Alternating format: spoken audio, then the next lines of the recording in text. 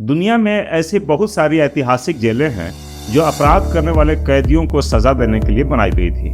लेकिन कुछ जेल ऐसी भी हैं जिनके नाम से ही कैदियों की रूह कांप उठती थी। इनमें सैन फ्रांसिस्को खाड़ी में अल्काट्राज द्वीप पर स्थित अल्काट्राज जेल, दक्षिण अफ्रीका में केप टाउन के तट पर स्थित रॉबिन द्वीप, दक्षिण अमेरिका में फ्रांसीसी सरकार द्वारा जेल कॉलोनी के रूप में स्थापित डेविल्स आइलैंड, 1970 के दशक के अंत में कंबोडिया में खमेर रूस शासन द्वारा इस्तेमाल की जाने वाली टुओल स्लैंग जेल, जिसे S21 के नाम से भी जाना जाता है, डबलिन आयरलैंड में स्थित विल्मेनहम गाल जेल का नाम लिया जा सकता है। ये सब ऐतिहासिक जेलों के कुछ ऐसे उदाहरण हैं जिन्होंने विश्व इतिहास पर अस्थायी प्रभाव छोड़ा है।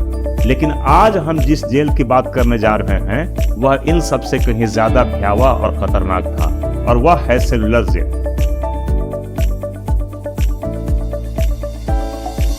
अंडमान निकोबार द्वीप समूह के पोर्ट ब्लेयर में स्थित इस जेल को काला पानी के नाम से भी जाना जाता है। काला पानी आजादी से पहले अंग्रेजों द्वारा भारतीयों पर किए गए बेइंतहा जुल्म की कहानी है।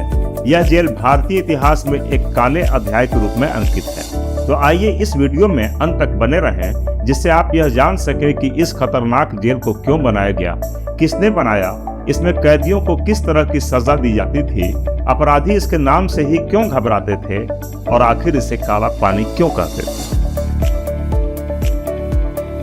सेलुलर जेल अंडमान निकोबार द्वीप समूह की राजधानी पोर्ट ब्लेयर में स्थित एक ऐतिहासिक जेल है, जिसे काला पानी भी कहा जाता है। इसे काला पानी कहे जाने की वजह यह है कि इस जेल के चारों तरफ सिर्फ समुद्र ही समुद्र है, दूर दूर तक जमीन का नामो निशान नहीं है, इसलिए इसे काला पानी कहा जाने लगा। इसकी स्थापना के पीछे प्राथमिक प्रेरणा उन राजनीतिक कैदियों को कैद करना और उन्हें आम लोगों से अलग करना था जो ब्रिटिश शासन से भारत की आजादी के संघर्ष में सक्रिय रूप से शामिल थे। बंगाल की खाड़ी में स्थित अंडमान और निकोबार द्वीप समूह भारत की मुख्य भूमि से बहुत दूर और अलग होने की वजह से इस तरह के जेल के लिए एक आदर्श स्थान था। इस जेल को बनाने का निर्णय 1857 की विद्रोह और बाद में ब्रिटिश शासन के खिलाफ होने वाले विद्रोहों से प्रभावित था। ब्रिटिश अधिकारी प्रमुख स्वतंत्रता सेनानियों और क्रांतिकारियों को कैद करके भविष्य के किसी भी विद्रोह को दबाना चाहते थे। अंग्रेजी सरकार द्वारा भारत के स्वतंत्रता सेनानियों पर किए गए अत्याचारों की मूक गवाह इस जेल की नींव 1896 में रखी गई थी। इसका निर्माण 1896 से 1906 ईस्वी तक 10 वर्षों की अवधि में हुआ। सेलुलर जेल के निर्माण में प्रयुक्त ईंटों को विशेष रूप से बर्मा में बनवाया गया था और अंडमान द्वीप में पहुंचाया गया था। अंग्रेजों ने जेल के निर्माण के लिए सागौन की लकड़ी का इस्तेमाल किया, जो अंडमान द्वीप समूह में प्रचुर मात्रा में मिलती थी। लोहे की सलाखें और अन्य धातु के पुर्जे कलकत्ता से मंगवाए गए थे, जो उस समय एक प्रमुख औद्योगिक केंद्र था। इसके अतिरिक्त कुछ सामग्री जैसे सीमेंट, चूना, रेत और अन्य निर्माण सामग्री स्थानीय रूप से मंगाई गई थी। जेल के निर्माण कार्य के लिए जिन मजदूरों को लगाया गया था वे मुख्य रूप से भारत के विभिन्न हिस्सों से लाए गए अपराधी थे। निर्माण प्रक्रिया के दौरान कैदियों को स्वयं कठोर परिस्थितियों और क्रूर व्यवहार के अधीन रहना पड़ा था। अंडमान निकोबार द्वीप के घने जंगलों को काटकर जेल के लिए जगह बनाने का काम शुरू किया गया, लेकिन यहाँ की जलवायु, जंगल के सांप, बिच्छू और तरह तरह के खतरनाक कीड़े मकोड़े उनके लगातार परेशानी का सबब बने रहे। उन्हें कई तरह की बीमारियों का सामना करना पड़ा। ऑक्टोपस की तरह 7 शाखाओं में फैली इस विशाल सेलुलर जेल के वास्तुशिल्प डिजाइन की कल्पना एक British engineer major James Patrick Stewart ने की थी। जेल को एक सेंट्रल टावर से निकलने वाली 7 विंग्स वाली संरचना के रूप में डिजाइन किया गया था। इस टावर से ही सारे कैदियों पर नजर रखी जाती थी। इस टावर के ऊपर एक बहुत बड़ा घंटा लगा हुआ था जो खतरे की स्थिति में बजाया जाता था। 7 विंग्स की संरचना वाली इस जेल की हर विंग 3 मंजिला थी और इनमें 696 सेल बनाए गए थे। हर सेल का साइज 4.5 मीटर इंटू 2.7 मीटर था। 3 मीटर की ऊंचाई पर खिड़कियां भी थीं, लेकिन फिर भी जेल से भागना असंभव था क्योंकि जेल से बाहर पानी ही पानी था। वास्तव में जेल का डिजाइन ब्रिटिश दार्शनिक और सामाजिक सिद्धांतकार जेरेमी बेंथम द्वारा विकसित पैनोप्टिकॉन अवधारणा से प्रभावित था। सेलुलर जेल का नाम इसकी अनूठी वास्तुशिल्प डिजाइन के कारण रखा गया था, जिसमें अलग अलग सेल ग्रिड जैसे पैटर्न में व्यवस्थित थे। प्रत्येक सेल दूसरों से अलग थी और जेल परिसर एक मधुकोश या सेलुलर संरचना जैसा दिखता था, इसीलिए इसका नाम सेलुलर जेल पड़ा। शब्द सेलुलर उन व्यक्तिगत सेल को संदर्भित करता है जिसमें कैदी सीमित रहते थे। जेल के डिजाइन का उद्देश्य सख्त एकांत कारावास को लागू करना और कैदियों के बीच संचार या बातचीत के किसी भी रूप को रोकना था। एक तरह से जेल अधिकारियों ने कोड ऑफ साइलेंस लागू कर रखा था, जिसका एक ही मकसद था कि कैदी आपस में फ्रीडम स्ट्रगल से जुड़ी कोई योजना ना बना पाए और अकेलेपन का जीवन जीते जीते अंदर से टूट जाए।